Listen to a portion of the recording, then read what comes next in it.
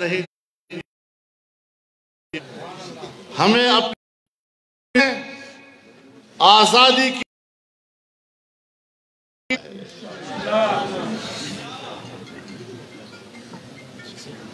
हम ऐसे माओं के गोद में पले हैं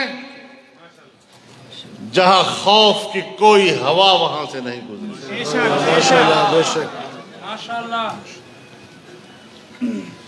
हमें धमकियां मत दो, फन्ने खान बनकर हमारे सामने खड़े होकर रौब की ज़बान इस्तेमाल मत करो।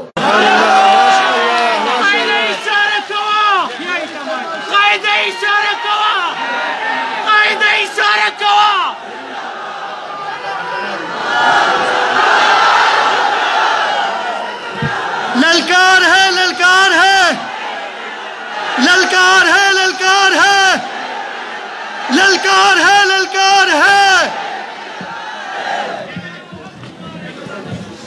बहुत हो गया है। मजीद हम नाजायज बालादस्ती को तस्लीम नहीं कर सकते। हालात वहां तक मत ले जाओ कि कुव्वत बर्दाश्त जवाब दे जाए। हमने मुल्क को अनारकी से बचाया है। हमने इस वतन अजीज जमीन को खून रेजी से बचाया है। हमने कौमी यकजहती का दर्स दिया है। हमने तमाम मकातब फिक्र के दरमियान यकजहती का आलम बुलंद रखा है। फिर ऐसे हालात पैदा कर दिए जाते हैं। कौन पैदा कर रहा है? कौन जिम्मेदार है इसका? क्या वजह है कि कानून मौजूद है, आईन मौजूद है। कोई शख्स अगर कानून हाथ में लेता है, अगर आईन हाथ में लेता है, फर्ज है कि रियासत हरकत में आए और उस हाथ को तोड़े। लेकिन यहां पर एक फिरके के मुकाबले में दूसरे फिरके को लाकर खड़ा कर दिया जाता है। कौम को लड़ाओ और हुकूमत करो। ये तर्ज हुक्मरानी कुरान की जुबान में फिरऔन की तर्ज हुक्मरानी है। इन्न फिरऔन अला फिल अर्द व जअल अहलहा शिया। जब फिरऔन ने तसल्लुत इख्तियार किया तो उसने जमीन पर रहने वालों को आपस में तकसीम कर दिया। ये जो आज की हमारी पाकिस्तान की तर्ज हुक्मरानी है, ये अंग्रेजों की विरासत है। अंग्रेज भी लड़ाओ और हुकूमत करो कि फलसफे पे अमल करता था। हमारी तहरीक इन रिवायात का खात्मा है। हमारी तहरीक इस तर्ज हुक्मरानी का खात्मा है। ये हमारी फराखदिली है, ये हमारी बर्दाश्त है।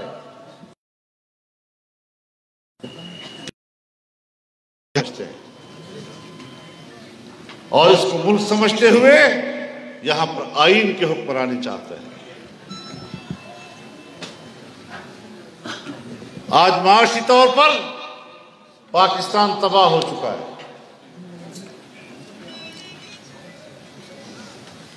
आपकी सालाना पैदावार की शरह नुमू 0 से नीचे चली गई है। कहां खड़े हैं हम लोग? और फिर जिद है कि हमने हुकूमत कर दी है। फिर हम जानते हैं इन फलसफों को। हमने जिंदगी इस सियासत की गुलाम गर्दिशों की आवारा गर्दी में गुजारी है। फिर हम जानते हैं इस बात को कि जब मुल्क माशी लिहाज तबाह हो जाता है तो फिर वो मुल्क अपना वजूद खो बैठता है। सोवियत यूनियन की मिसाल हमारे सामने है। आज पाकिस्तान को उस तरफ ले जाया जा रहा है। एक तरफ माशी लिहाज से मुल्क कंगाल हो गया है और दूसरी तरफ से फिरका वाराना फसादात के जरिए इस मुल्क की और कौम की रही सही कसर भी निकाली जा रही है। रियासत को दो चीजें चाहिए, एक माशी खुशहाली और एक अमन। अगर ये दो चीजें आम आदमी को रियासत फराहम नहीं कर सकती तो फिर उस रियासत को उस कौम और उस कौम के गरीब आदमी से टैक्स लेने के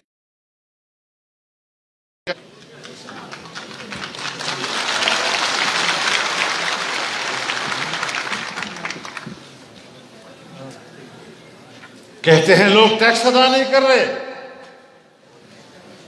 टैक्स किसको दे?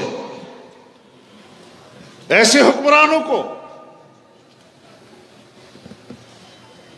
कि जो कौम के पैसे को अलल्लू तलल्लू में खर्च कर देते हैं,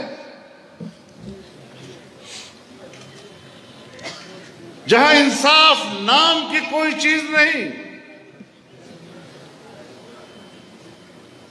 जहां सिर्फ मुजरिम कहा जाता है।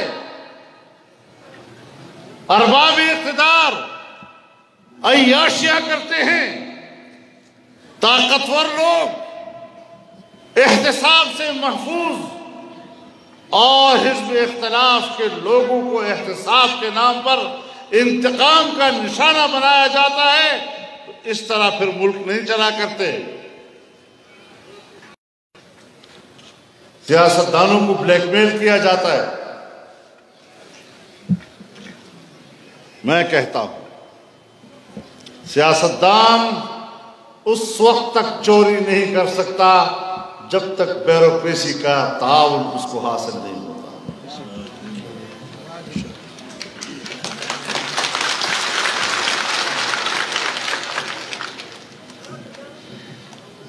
लेकिन आज हमें डराया जा रहा है, एहतिसाब से डराया जा रहा है। आपने हमारा क्या एहतिसाब करना है? इंशाअल्लाह तुम्हारा एहतिसाब इंशाअल्लाह हम करेंगे। इंशाअल्लाह।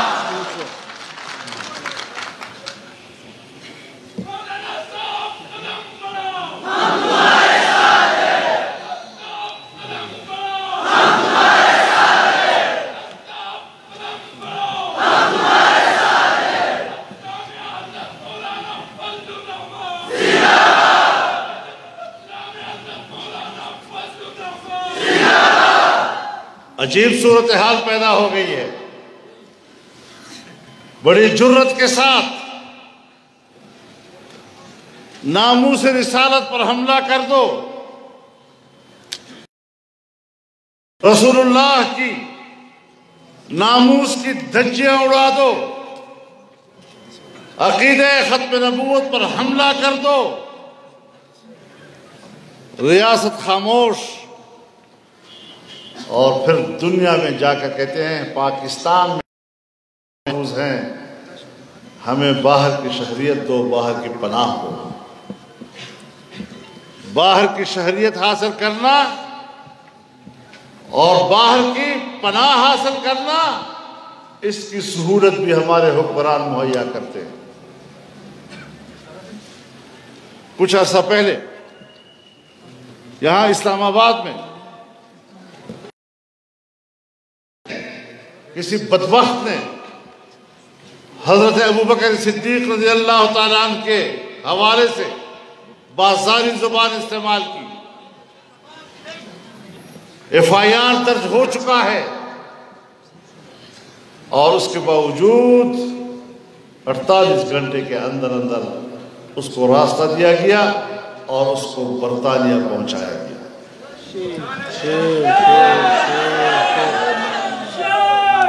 तो ऐसी सूरत हाल में आप बताएं, उनके बड़े कहते हैं कि हमने तो इसकी तकरीर पर पाबंदी लगाई थी, इसकी तकरीर करने की इजाजत किसने दी? क्या क्या सवालात उठ रहे हैं और किया जा रहा है। मेरे मोहतरम दोस्तों, आज हमारे माओ बहनों की इज्जत और नामूस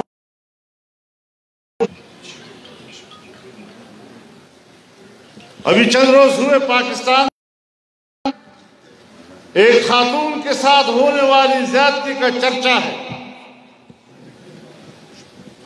लेकिन आपको मालूम है कि सिर्फ गुज़श्ता एक साल के कितने हजार खवातीन के साथ ज्यादतियां की गई हैं, कितनों को कत्ल किया गया है।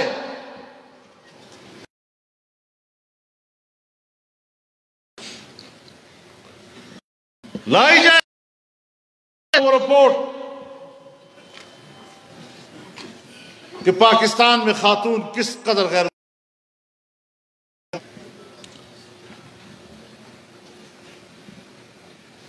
रही से ही कसर फिरका वाराना फसादात के जरिए निकाल देंगे।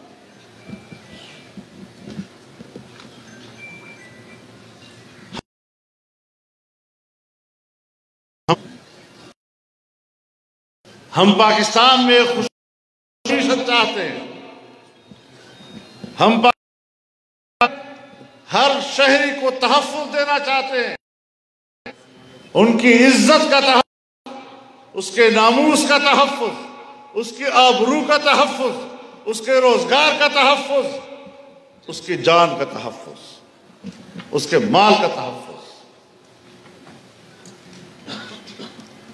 इस तरफ हमने सफर करना है। मेरे चित्राल के दोस्तों, इस हवाले से एक नए अज़्म के साथ चलना है इंशाअल्लाह। नए अज़्म के साथ आगे बढ़ना है हमने, और तब जाकर हमने जाबिर कुव्वतों को शिकस्त देनी है। अगर हमारे अंदर ये एहसास नहीं है कि मुल्क पर जबर की हुक्मरानी है, अगर हमारे अवाम में ये एहसास नहीं कि हम आलमी कुव्वतों के गुलाम हैं, अगर हमारे अवाम में ये शऊर नहीं है कि धांधली के जरिए हम पर हुकूमत मुसल्लत की जा रही है, अगर हमारे अवाम में ये शऊर नहीं कि बाहर के एजेंट हमारे हुक्मरान बनाए जाते हैं, तो याद रखो कभी भी आपको खुशहाली का दिन नहीं मिलेगा। उसके लिए कुछ उसूल अपनाने पड़ेंगे और उसकी तरफ हमें सफर करना होगा। तो मेरे मोहतरम दोस्तों, हम इस हवाले से मैदान अमल में हैं। हम सर से कफन बांध कर निकले हैं मैदान, हम जान की परवाह किए हुए निकले हैं इंशाअल्लाह। और आपसे भी हम यही जज्बा और यही अज़्म चाहते हैं। लब्बैक लब्बैक लब्बैक लब्बैक लब्बैक लब्बैक। कायद इशारा कवा, कायद मुहतरम हुक्म करे। तो ये पैगाम हम मुल्क के कोने कोने में पहुंचा रहे हैं इंशाअल्लाह। और जाहिर है कि फिर ये तहरीकें बस रिवायती जलसे करने और करारदादे पास करने से, उसके लिए मजबूत फैसले हमें करने होंगे, मुस्तहकम फैसले हमें करने होंगे और एक मजबूत अज़्म के साथ हमें आगे बढ़ना होगा। तो क्या ख्याल है, अज़्म के साथ आगे बढ़ेंगे या नहीं? या बस जलसा सुन लिया और उसके बाद खत्म? मेरे मोहतरम दोस्तों, इसी मकसद को लेकर हमें आगे बढ़ना है।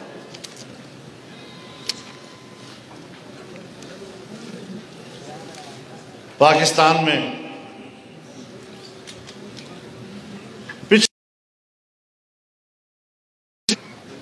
बड़े बड़े मेगा प्रोजेक्ट्स का आगाज किया था, बड़े मंसूबे बनाए थे,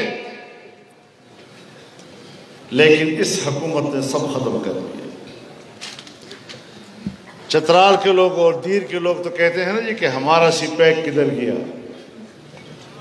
वो जो बंद रहा था वो रुक गया है।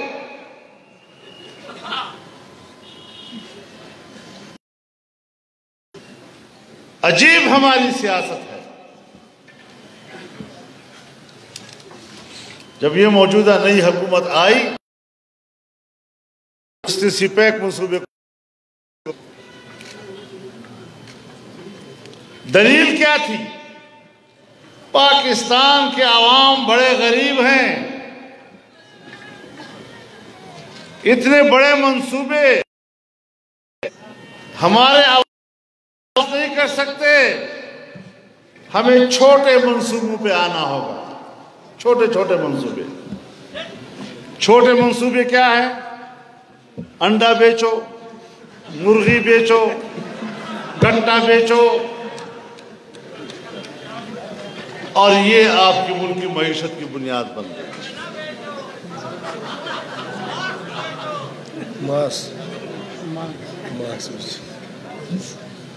और जब कोरोना आता है तो कहते हैं मास्क बेचा जाए।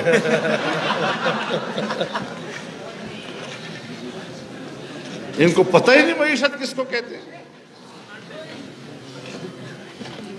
मैं रास्ते में आ रहा था तो दीर की तमाम सियासी जमातें इकट्ठी थी, जैसे आज भी स्टेज पर तमाम सियासी जमातें यहां की इकट्ठी हैं, और सबका एक ही मुतालबा था कि वस्त एशिया तक रसाई के लिए सीपैक का मंसूबा कहां है। इंशाअल्लाह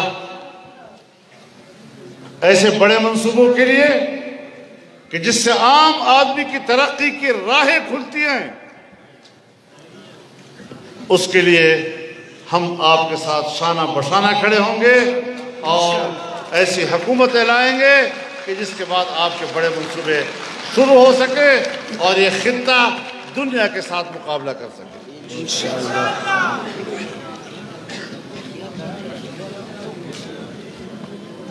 आज क्या सूरत हाल है? आपकी मईशत एक जमाने में मजबूत थी, हिंदुस्तान में बीजेपी की हुकूमत थी और उसका वजीर आजम पाकिस्तान में आया, मीनार पाकिस्तान पर खड़ा हुआ और कहा मैं पाकिस्तान को अपना मुस्तकिल पड़ोसी तस्लीम करता हूं। वो आपसे तिजारत करना चाहता था, आज भी वहां बीजेपी की हुकूमत है। आज उसका क्या रवैया है पाकिस्तान के साथ, समझ सकते हैं कि पाकिस्तान इतना कम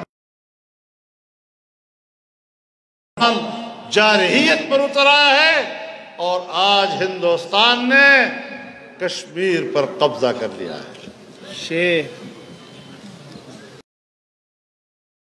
के लिए और जिस कश्मीरी के लिए और जिस सरजमीन के लिए और जिन लोगों की आजादी के लिए हमने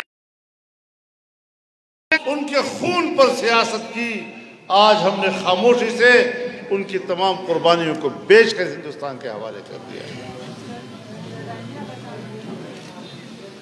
आज अफगानिस्तान आपसे मुंह मोड़ रहा है,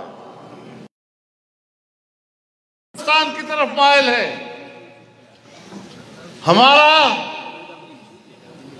अव्वल दिन का दोस्त और मजबूत दोस्त और इस्लामी रिश्ते में सबसे मुस्तहकम दोस्त जो हर बुरे वक्त में पाकिस्तान के काम आया, सऊदी अरब के तहफ़्फ़ुज़ात है आपकी पॉलिसियों में।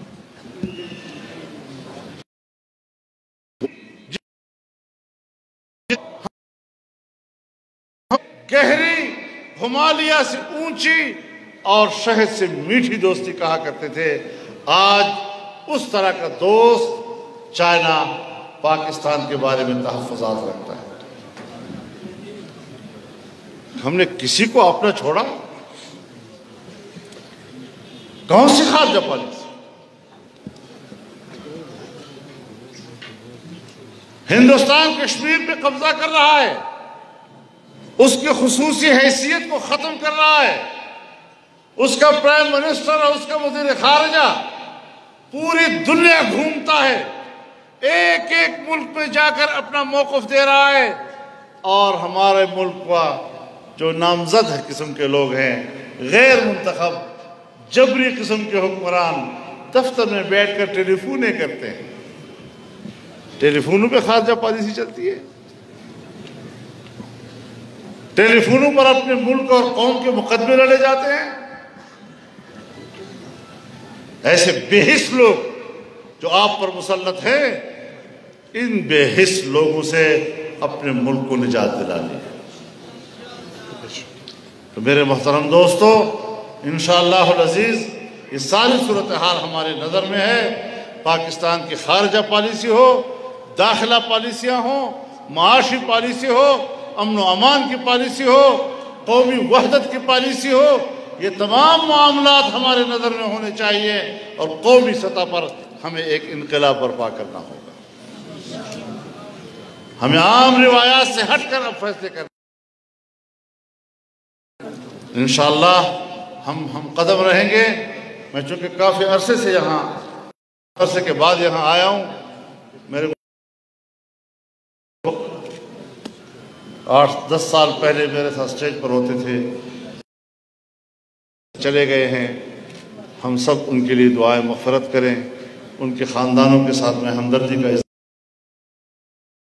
दुआ है कि उनकी तमाम ज़िंदगी की मेहनतें अल्लाह कबूल फरमाए। आप हज़रात जलसे में आए हैं, दूर दूर से आए हैं और पहाड़ों के सफ़र तय करके आए हैं। आपकी इस तशरीफ़ आवरी पर मैं आपको शुक्रगुज़ार हूँ। तमाम सियासी जमातों के यहाँ ज़िम्मेदारान, मुख्तलिफ और मज़ाहिब के यहाँ नुमाइंदे आए हुए हैं।